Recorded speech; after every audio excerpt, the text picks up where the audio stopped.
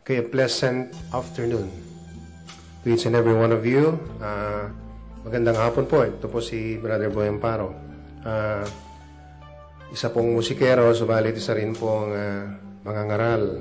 By this time, bibigyan po natin ng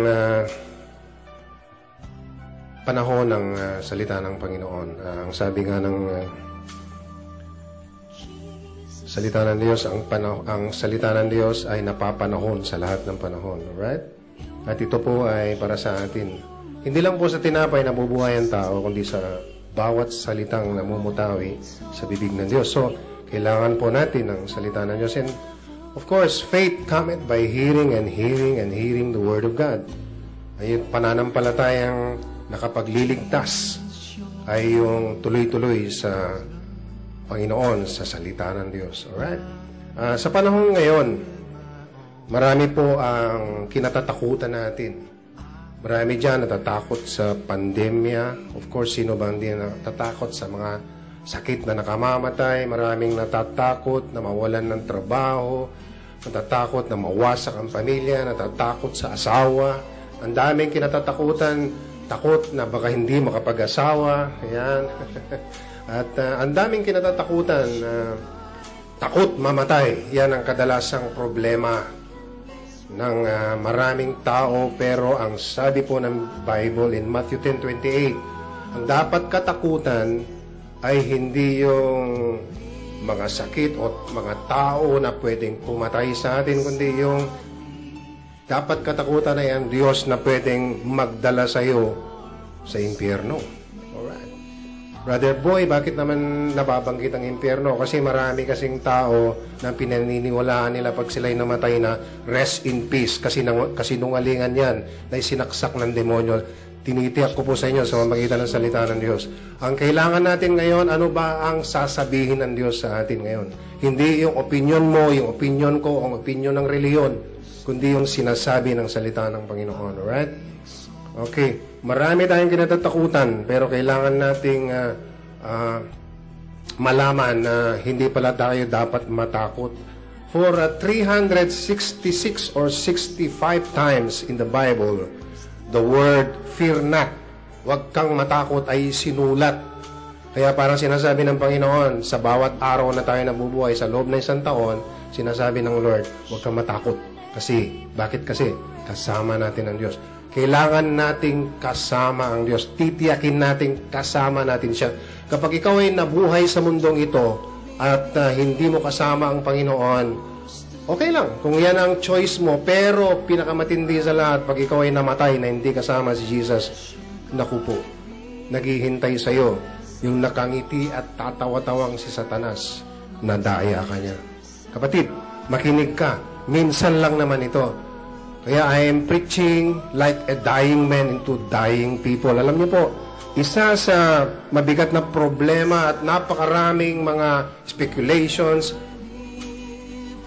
Kapag ikaw ba ay naligtas, paano ba ang daan ng paano ba maliligtas? At kapag ikaw ba ay ligtas, pwede ka bang mapahamak uli? Pwede bang mula sa kadiliman na ilipat ka ng Panginoon sa kaliwanagan at pagkatapos dahil meron kang mabigat na pagkakasala ay muli kang itatapon sa impyerno? Well, sa hapong ito, aalamin natin hindi lang kung paano tayo maliligtas, yung biblical way, at kung titiyakin ba ng Panginoon ang ating kaligtasan. Meron talagang doktrina ng assurance of salvation. Alright?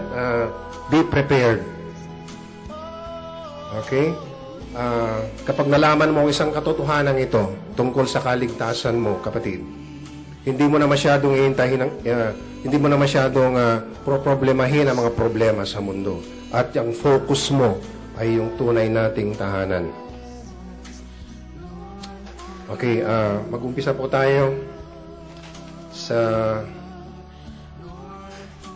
sinasabi ng Biblia. In 1 John chapter 5 verse 13, kailangan kasi itong malaman tinitiyak ng Panginoon na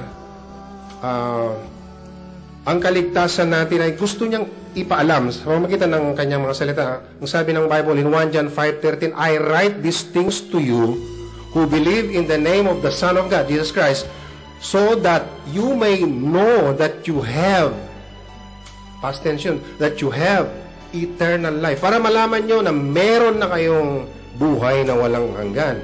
So, kailangan pumasok tayo dun sa kaligtasan bago ito. Alright? Mamaya yun sa bandang dulo. In Romans chapter 5 verse 20, ang sabi sa Bible, kasi may mga tanong na, Brother Boy, kapag ako ba'y nagkasala at ng isang napakabigat na kasalanan, na halos ako at ang tao ay I don't deserve to be forgiven anymore. Meron ba akong pwedeng gawing kasalanan na magtatapon sa akin sa impyerno kahit ako'y mananampalataya? Okay, meron din akong ibang topic ng tungkol sa totoong pananampalataya at totoong mananampalataya, but this is not our topic this afternoon. Alright, in Romans chapter 5 verse 20, sinasabi dito, the law was brought in so that the trespass might increase, but where sin increased, grace increased all the more. Ibig sabihin, hindi mo pwedeng sapawan ang grasya ng pagpapatawad ng Panginoon. But, it is a warning. Ito po'y napakalaking warning para sa lahat. Ang pagliligtas ng Panginoon, nung ikaw ay born again, nung ikaw ay naging Christian, nung ikaw ay naging born of God, kung ayaw nyo sa salitang born again, parang inaayawan nyo yung salita ni Jesus Christ. Born again is the word that comes from the very mouth of our only Savior, Jesus Christ. Eternal life is not a license to sin. Ulitin ko, kapag ikaw ay naligtas na, nagsisi ka sa iyong mga kasalanan, tinanggap mo si Kristo, ransom sa iyong mga kasalanan, pinasa sa Kanya lahat ng kasalanan mo, tinanggap mo yung regalo ng Kanyang pagliligtas, at ikaw ay nabuhay na at nagpapatuloy ka pa sa pagkakasala, baka hindi totoong kaligtasan yung meron sa iyo. Makinig ka, kapatid. Tuloy mo lang. In Romans chapter 6 verse 1, warning na inilagay ni Pablo dahil alam niya ang kaisipan ng tao. Ano bang masasabi? What shall we say then? Shall we go on sinning so the grace may increase? Magkasala ka ba ng magkasala kasi yung grasya ng pagpapatawad ng Diyos hindi mo pwedeng sapawan? O papatawarin naman ako ng Panginoon eh. Ang mabigat na warning ng Bible, ang anak ng Diyos hindi nagpapatuloy, hindi nasasarapan, hindi na masyadong nag-e-enjoy. Bagamat nagkakasala pero hindi na ikaw binilang na isang makasalanan, hindi mo na na-enjoy yung dati mong gawi. Alright? Darating tayo doon sa mga ibang topic tungkol sa repentance, but dito muna tayo tumutok. Salvation at ano bang klaseng pagliligtas ang gagawin at ginagawa ng Diyos para sa atin. Ang ating kaligtasan ay eternal.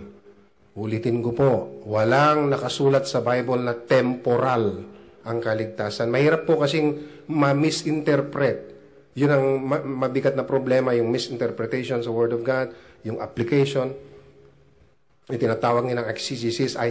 Okay, saka na natin yun. Our salvation is eternal. Napakalinaw dun sa pinaka-popular na verse sa Bible. John 3:16. For God so loved the world that He gave His only begotten Son, Jesus Christ, whosoever believe in Him shall not perish. Never shall not perish, but have temporal or eternal, but have eternal, non-stop, walang katapusan, everlasting life. Malinaw po yun. Now, in the Bible, meron tinatawag na doctrine of preservation of the saints. Pine-preserve tayo ng Panginoon. Hindi mo kayang iligtas, kapatid, ang sarili mo. May pamamaraan ang Diyos kung paano Kanya inililigtas or ililigtas. Ang sabi sa Bible, in Jude 24, to Him who is able to keep you from stumbling and to present you before His glorious presence without fault and with great joy. Sa ibang translation, perfect.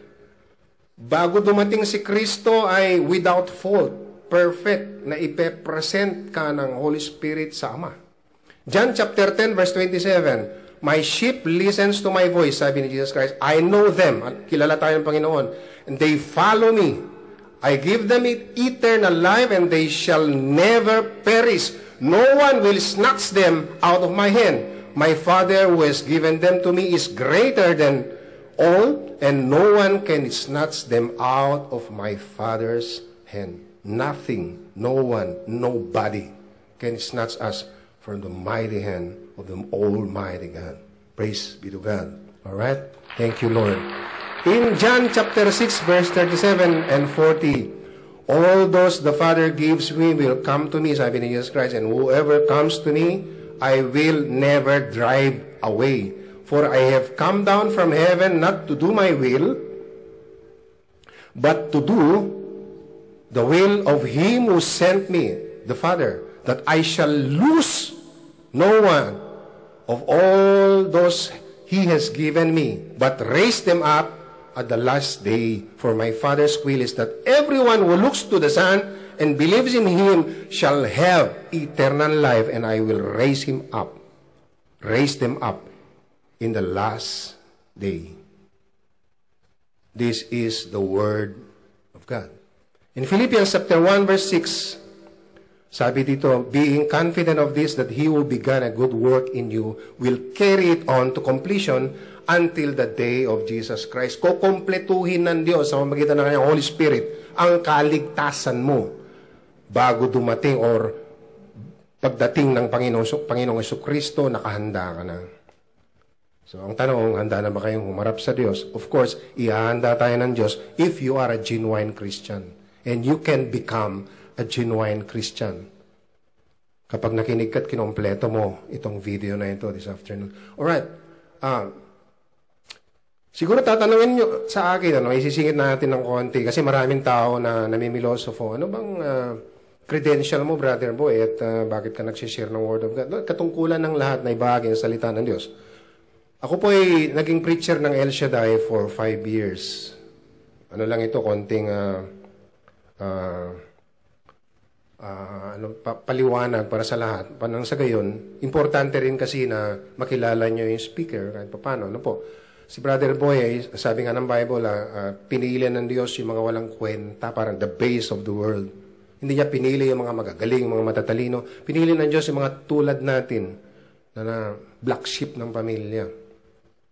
Merong turnover sa buhay kapag ikaw ay naging tunay na Christian, genuine Christian, born again Christian, born of God Christian. Naging preacher, accredited preacher ako ng El Shaddai for 5 years, more or less 5 years. At doon, naging director ako ng Inner Healing and Deliverance sa Region 2. Ako din yung author and director ng First Gospel Music Fest sa Tumawini, Regional Gospel Music Fest. And then, of course, worship leader. Nagme-minister din tayo para church yung ating ministry. Nakakarating tayo ng Ilocos, nagtuturo ng mga gospel worshipers. Alright?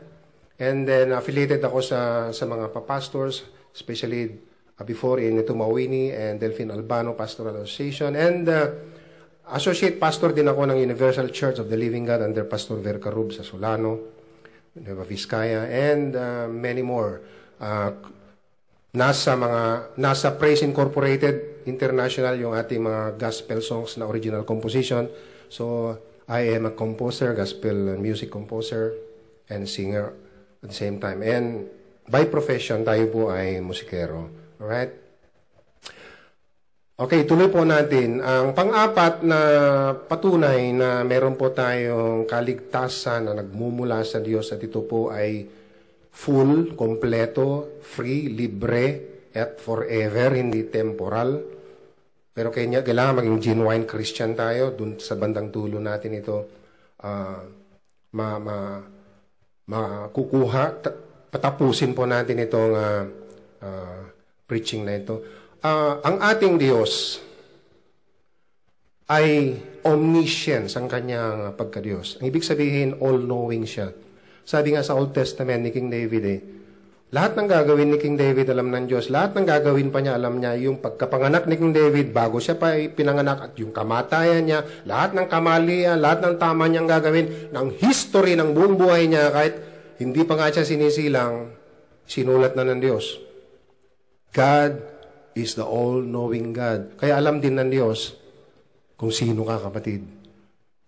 Sabi mo siguro sa sarili mo, bakit ko kaya minamahal si Jesus? Bakit ko siya tinatanggap? Ang sama-sama ako naman. Yan ay isang patunay na kilala ka ng Diyos. Ang masaklap kasi ang Panginoong Jesucristo, meron yung sa Bible umalis kayo sa harapan ko, sa araw ng maghuhukom, hindi ko kayo kilala. Pero ang sabi ng Bible, kilala tayo ng Panginoon, okay? Our God is an all-knowing God, kaya kilala ka niya. Alam niya ang puno at dulo ng buhay mo. Now, panglima, ang Christianity kasi, if you are a born-again Christian, a genuine Christian, huwag kayong magagalit sa born-again. Hindi po ito congregation, hindi po ito pangalan ng reliyon. It is an experience, an experience of a genuine Christian. Pwede ito sa lahat ng reliyon, kahit anong reliyon ka, you can be called a born-again Christian. Christianity is not a work-based religion. Hindi ito dahil sa performance mo. For it is by grace, Ephesians chapter 2 verse 8, for it is by grace that you have been saved, past tense, through faith, and this is not from yourselves. It is the gift of God, not by works, so that no one can boast. For we are God's handiwork, created in Christ Jesus to do good works, which God prepared in advance for us. Ang interpretation nito, ikaw ay naligtas sa biyaya, habag, at dito'y regalo ng Diyos. At kaya ka lang gumagawa ng mabuti dahil ikaw ay ligtas na. Yun ay isang bunga ng iyong kaligtasan. Pero kung sinasabi mo dahil sa paggawa mo ng mabuti, dahil sa pagiging religyosa ka, maliligtas ka, na ignore yung kamatayan ni Jesus Christ, you are condemned. It is not by works. It is not from yourself. Gift of God yan. Pero ang regalo, kailangan tanggapin. Mamaya, tatanggapin mo yan. Alright? Palakpakan natin ang Panginoon. Ang isa sa medyo kinu-question ng marami, ay ito. God's election. He chose us in Him before the creation of the world, sabi na Ephesians chapter 1 verse 4, to be holy and blameless in His sight. Pinili tayo ng Diyos. Paano kung di ako pinili ng Diyos? Simple lang, tatanungin mo sa sarili mo, pinipili mo yan ba si Lord? Kapag yun ang desire ng puso mo, pinili ka ng Panginoon. Kasi, kahit kailan, kahit sino, walang makakalapit sa Panginoon malibang isugo ka ng Ama. Sabi, walang makakalapit sa akin malibang isugo ng Ama, sabi ni Jesus Christ. Yung power and presence of the Holy Spirit, kaya wag mong i-ignore pag may naririnig kang salita ng Diyos. Baka tayo bumaksak dun sa unforgivable sin. Do not ignore. Wag mong, kapag tinawag ka ng Panginoon, baka ito na yung panahon. This is one-time experience. Alright? God's election. Siguro sabi ng iba, si Selos niya, paano kung di na ako pinili? Pag hindi mo pinili ang Diyos, hindi ka pinili. Kasi talagang walang makakalapit sa Diyos. Sabi nga ng Bible, no one is righteous. Lahat naligaw, wala. Kumbaga sa parang nagkulong ka ng napakaraming mga wild animals, nakawala sila. Hindi sila marunong bumalik sa Diyos. Parang ganun, hindi sila marunong bumalik sa inyo. Mula tayo sa Panginoon, nilikha niya tayo, subalit nagkasala tayo. At napawalay tayo sa Panginoon. At meron tayong, lahat ng tao mamamatay. At meron ikalawang kamatayan, yung hell. Yun yung tinatawag na eternal damnation. At yun na nakakatakot. Sabi ko kanina sa intro ko, maraming natatakot mamatay, pero hindi natatakot sa Diyos na pwedeng magdala sa iyo sa impyerno. Huwag kayong maniniwala doon sa pag may namatay na, kahit hindi siya Kristiyano, hindi genuine Christian, rest in peace. Walang peace yun. Tinitiyak ko po sa inyo, for the wages of sin is hell. Ngayon, kung gusto mo ikaw magbayad ng iyong mga kasalanan, hindi mo kaya yun. Si Jesus lang makakagawa nun. At yung perfect na salvation mo, si Jesus ang gagawa. Meron din tinatawag na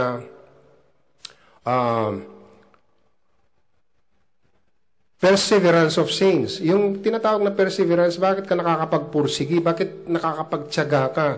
Perseverance is having the endurance and patience to do or achieve something despite of difficulties, failure, or opposition. Joyful ka pa rin dahil sa iyong pag-asa sa Panginoon at napagpapasensyahan mo ang anumang mga trials lumarating sa iyo, and you remain faithful even in your prayers. Yun ang tinatawag na perseverance of the saints. At yung perseverance, mga kapatid, yan ay bunga ng banal na Espiritu.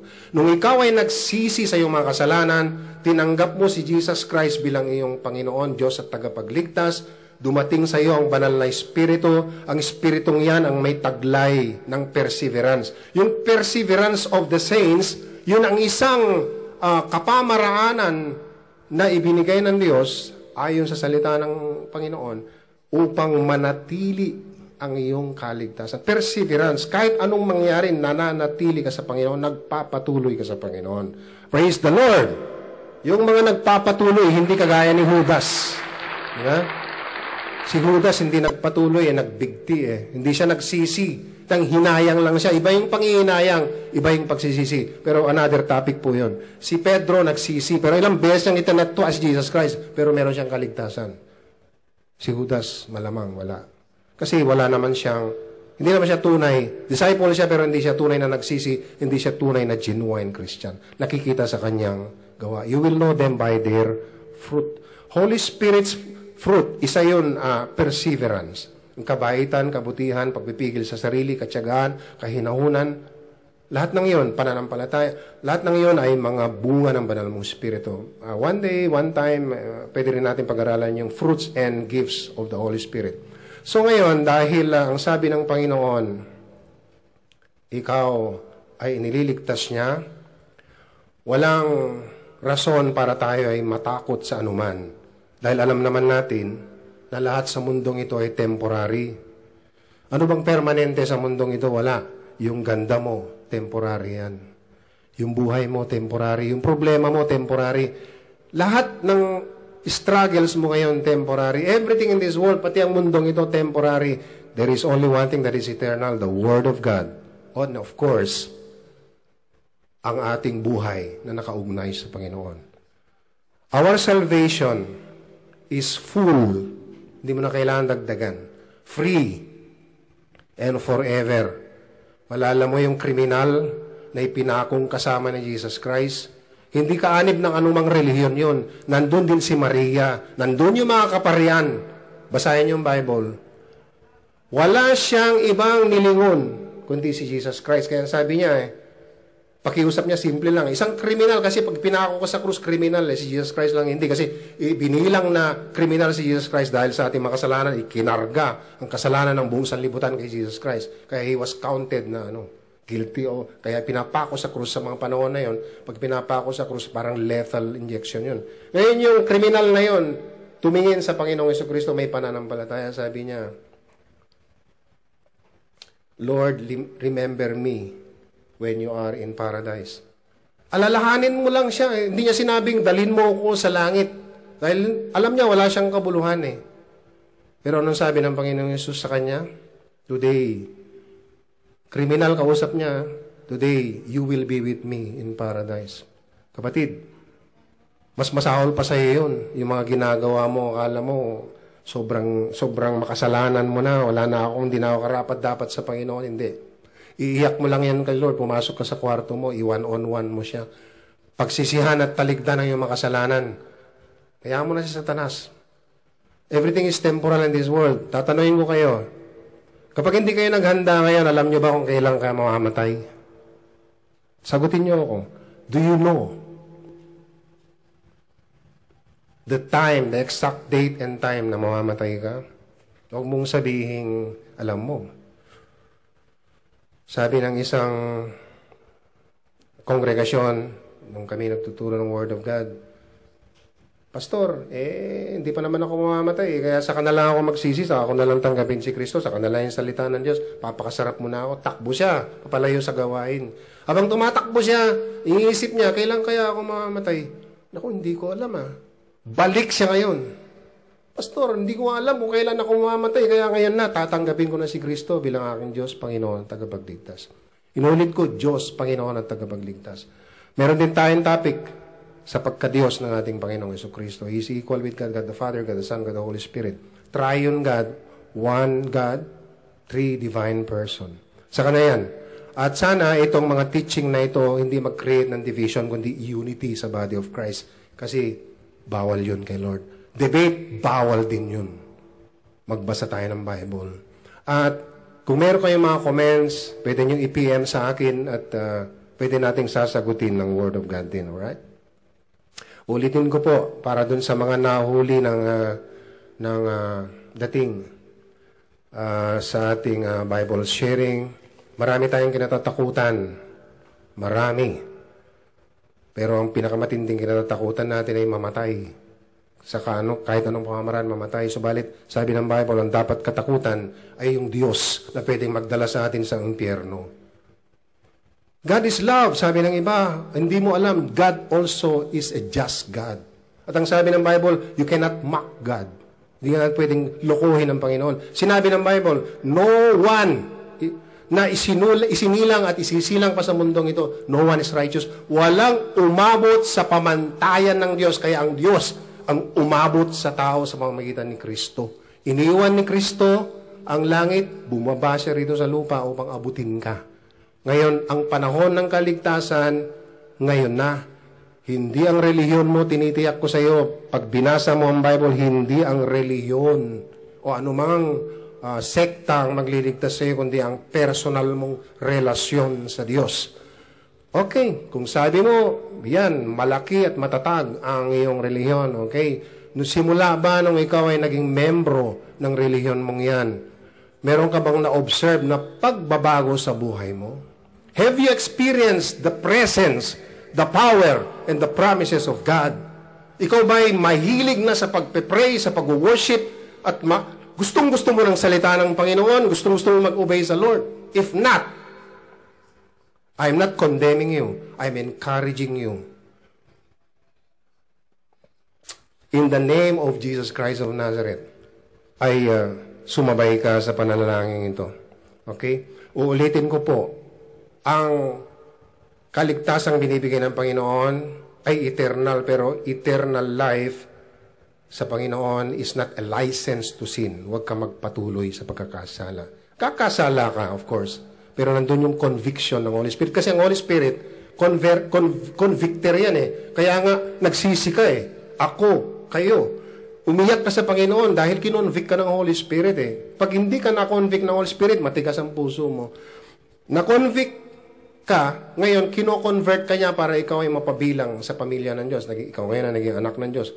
Born of God. Tinanggap mo si Jesus Christ. Tinanggap mo yung Holy Spirit. At ang Holy Spirit, completer diyan, kinukompleto niya ang iyong kaligtasan. Huwag kang mag-alala. Ang sabi ng Bible, meron tayong tinatawag na katotohanan na sinasabing, I write to you these things that you may know that you already have eternal life. That is past tense. Okay? Ngayon, what shall we say then? Shall we go on sinning? No, of course not. Our salvation is eternal, period. John 3:16 at napakarami pa. And meron tinatawag na hindi temporal kundi eternal. Minsan lang yung conversion na yun. At ito ay forever. Merong preservation of the saints. Ang Holy Spirit ang nagpe-preserve sa iyo, kaya ikaw ay natututo sa mga bagay na kakahiligan mo, mga bagay na nauukol sa Panginoon. My sheep listens to my voice. I know them. They follow me. I give them eternal life. They shall never perish. No one will snatch them out of my hand. No one will snatch them out of my Father's hand. Sabi ni Jesus Christ. No one, nobody. And nothing can separate us from the love of God. Nothing. No government, no vaccine, no tatak ng 666 or whatsoever, no antichrist, kahit ilang milyong antichrist na yan, nobody, nothing in this world can separate us from the love of God. Future, what will happen, everything, anything, nothing can separate us from the love of God. All those the Father gave will come to me, sabi ng Bible, and I will not drive them away. And this is the will of the Father, that I shall lose none of those He has given me. And my Father's will is that everyone who looks to the Son and believes in Him shall have eternal life, and I will raise them up at the last day. Being confident in this, that He who began a good work in you will carry it on to completion until the day of Jesus Christ. Ang Holy Spirit, kapag nasa iyo, tinanggap mo si Kristo, sumasayo ang Holy Spirit, convictor, converter, completer siya. Yun ang kanyang karakteristik. Meron din tayong topic about the Holy Spirit. Doctrine of the Father, doctrine of the Son, doctrine of the Holy Spirit, and many teachings and theological teachings. Ingat lang po. Okay? At pananagutan ko sa Panginoon kung meron akong mga kamalian. Okay? Charge it to me, Lord. Christianity, ang pagiging totoong Christian na genuine Christian, ay nakasalalay ang ating kaligtasan talaga sa Panginoon, hindi tayo, hindi ang sinuman. Ang Lord ang ating tagapagligtas. He is an omniscient God. All-knowing. Kaya sabi ni King David, ulitin ko, mula sa bago ka pa isilang, kilala ka na ng Diyos, lahat ng pangyayari sa buhay mo, ang buong history mo hanggang sa kamatayan mo, alam ng Diyos, nakasulat na sa kanyang libro. Kaya may tinatawag na God's election. Naku, brother boy, medyo yan, paano yan kung hindi ako pinili ng Diyos? Kapag hindi mo pinipili si Lord ngayon, hindi ka pinili ng Diyos. Ganun lang kasimple. Kaya dumating sa'yo ang conviction dahil pinipili mo siya at na-convict ka dahil sa presence ng Holy Spirit at nagsisi ka sa iyong mga kasalanan, wala akong magawa, Lord. Parang yung, sabi ko nga, yung namatay na kasama ni Jesus Christ, yung isang kriminal. Alalahanin mo lang ako. Sabi niya, hindi mo ako ililiw. Alalahanin mo lang ako. Ang sabi ni Jesus Christ, sa isang kriminal, sa isang walang kakwenta-kwentang tao, pinako nga Walang relihiyon, di sa karib ng mga relihiyon, nandun mga kaparian, nandun si Mother Mary, nandun yung mga Hudyo, nandun. Wala siyang ibang tiningnan kundi ang Panginoong Jesucristo. Kaya sabi ni Jesus sa kanyang salita, I am the only. Pag sinabing THE, isa lang yun. I am the way, the truth, and the life. Lagi nyo naririnig yun. No one, nobody comes to the Father except through me. Hindi kahit sinong Poncio Pilato na sinilang at namatay. Si Jesus Christ lang yung namatay at muling nabuhay. Siya'y namatay, patunay na siya'y tao. Nagkatawang tao, hindi siya tao, kundi nagkatawang tao. Inihanda ng kanyang katawan. Pero kasama na siya ng Ama sa pasimula pa lamang. God, the Father, created all things through Jesus Christ. Magbasa po tayo ng Bible, okay? So there is no reason to fear because meron tinatawag ding perseverance of the saints. Mapagtatagumpayan natin ang lahat dahil kasama natin ang Diyos. Dumaan man tayo sa apoy, sabi ng isang awit, hindi ka masusunog. Dumaan ka man sa ilog, hindi ka malulunod. No reason to fear at all. Nothing. Fear not, for I am with you, sabi nilang, fear not. Mababasa mo yan sa Bible for 366 times in the Bible. Parang sinasabi niya araw-araw, huwag ka matakot, kasama mo ako. No reason to fear.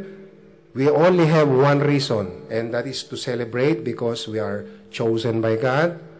He is protecting us, and will continue to protect us and keep us until the day of the coming of the Lord Jesus Christ. Yun yung fullness ng ating salvation. Alright? Ngayon, sa oras na ito, by the power and presence of the Holy Spirit, hindi po si Brother Boy, in the name of your Son, Jesus Christ, Father God, I pray na lahat ng susunod sa panalangin ito ay susulat mo ang kanilang mga pangalan sa aklat ng buhay. Ipikit po natin ang ating mga mata. Hingin natin ang presensya ng Diyos. Sa mga oras na ito, sumabay ka kapatid kung nais mo ng eternal salvation. This is a one-time experience. Sabihin mo, Ama naming Diyos, sa ngalan ng aming Panginoong Hesus, ako po'y lumalapit sa iyo. Inaamin ko na ako ay isang makasalanan. Patawarin mo po ako sa aking mga kasalanan.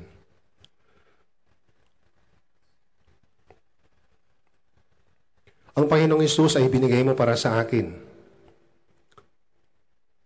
bilang aking Panginoon at tagapagligtas. Binubuksan ko ngayon ang aking puso para sa iyo.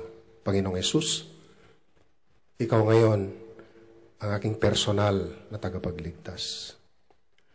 Hayaan mong sumaaki ng banal na Espiritu na siyang mag-guide sa aking buhay na tinatahak habang ako'y narito sa mundo, ingatan mo po ako. At tulad ng pangako mo, Panginoon, dahil tinanggap kita bilang aking Diyos, Panginoon, at tagapagligtas, ngayon, meron na akong buhay na walang hanggan. Maraming salamat sa iyo lamang, Ama, ang kapurihan, karangalan, pasalamat at pagsamba sa dakilang pangalan ng aming Panginoong Hesus at sa pagpagpatnubay ng banal mong Espiritu. Ang lahat ay magsabi ng Amen.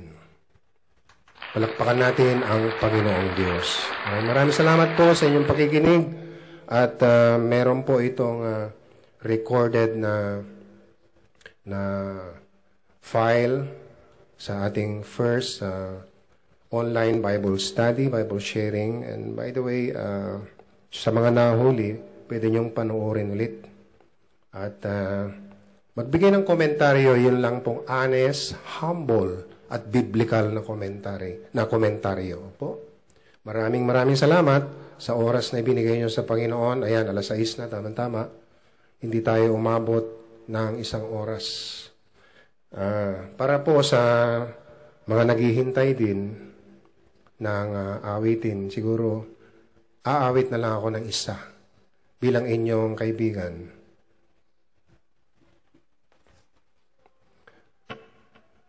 Tawagan nyo lang ako or textan nyo lang ako kung meron kayong mga prayer requests.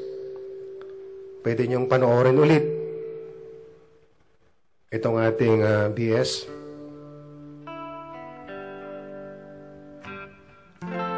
Pwede nyong i-review ulit. Alright. Thank you so much, everyone.